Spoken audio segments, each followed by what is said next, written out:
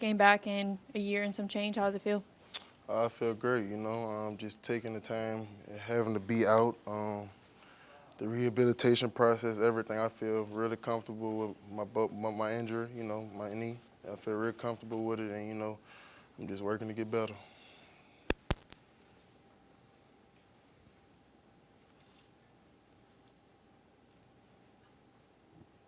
How tough was it for you to sit out against this Florida State team? It was real tough for me, just having to sit out against them, knowing that I hurt myself last year against them and didn't really get to finish what I started against them. But at the end of the day, gotta keep going, keep pushing, and just worry about the next opponent.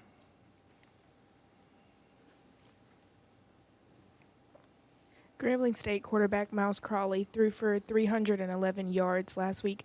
What do you think your presence, being back on the defensive line, does to aid your team in an upcoming win, hopefully?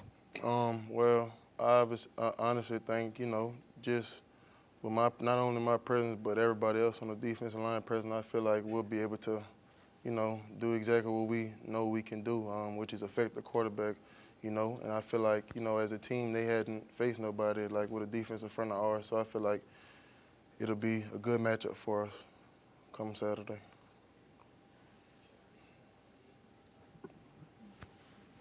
What have you seen from Mekhi Wingo? Just how he is a great leader, a hard worker on and off the field, his presence definitely rubs off on not only me but everybody in the room. And just having him around is great. We feed off each other and just have a great bond, a great relationship.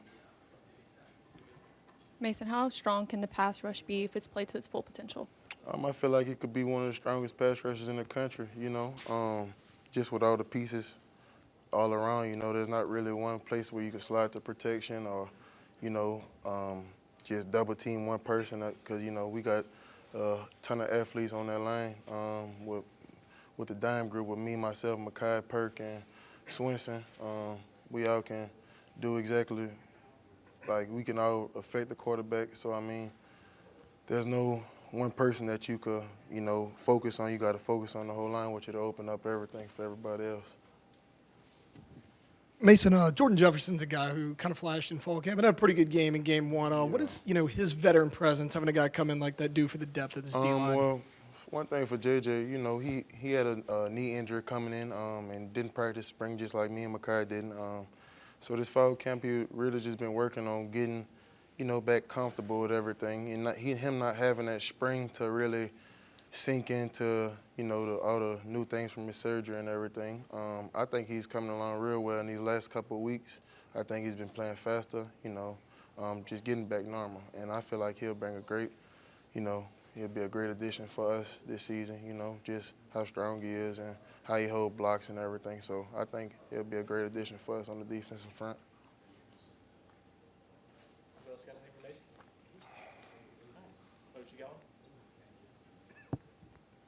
In his press conference, Coach Kelly said you would play about 30 or so snaps. What do you do within those snaps to make sure that you are playing to the best of your ability and setting your team up for the rest of the game when you may not be in?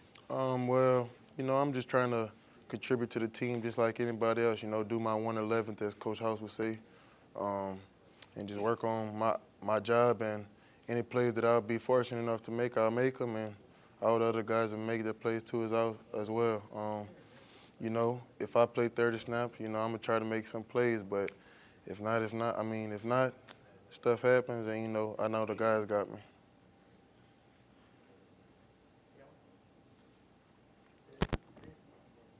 How was it in the building here this week coming off of a game that you guys were in control in for a majority of it and let it get away? Yeah.